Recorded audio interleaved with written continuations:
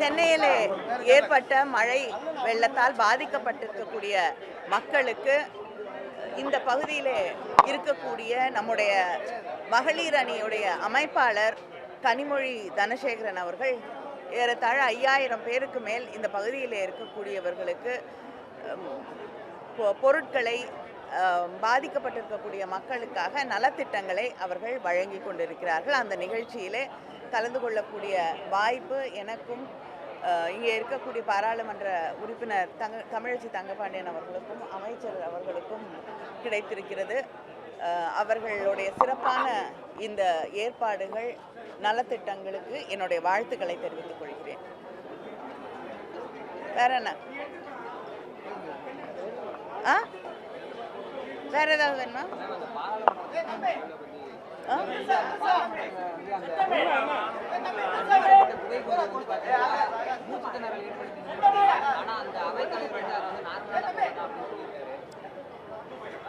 இல்லைங்க, அந்த முதல்ல முக்கியமான ஒன்று என்னன்னா, அந்த புகை நல்ல சாதாரண புகையா இல்லையாங்கிறது எல்லாத்தையும் தாண்டிட்டு இந்த நாட்டுடைய பாராளுமன்றத்திற்குள் 2 பேர் வந்து அவைக்குள்ளே 2 பேர், அவைக்கு வெளியே 2 பேர் என்று இந்த பாராளுமன்றத்திலே இருக்கக்கூடிய யாரை வேண்டுமானாலும் தாக்கக்கூடிய ஒரு வாய்ப்பு இருக்கிறது என்பதை காட்டியிருக்கிறார்கள். அது ஒரு மிகப்பெரிய பாதுகாப்பு இல்லாத ஒரு சூழலை உருவாக்கி இருக்கிறது. It's a very serious security lapse. அதை நம்ம புரிந்து கொள்ள வேண்டும். அது நச்சுப்புகையாக இருந்திருக்கலாம், துப்பாக்கியை கொண்டு வந்திருக்கலாம், எதை வேணாலும் கொண்டு வந்திருக்க முடியும் அவங்களால.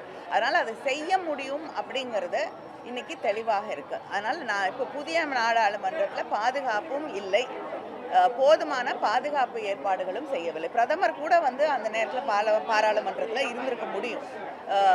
காங்கிரஸ் கட்சியின் முக்கிய தலைவர்களில் ஒருவராக இருக்கக்கூடிய ராகுல் காந்தி அவர்கள் இருந்தார்கள், மற்ற தலைவர்களும் இருந்தார்கள், நிறைய பேர் இருந்தாங்க அந்த நேரத்தில்.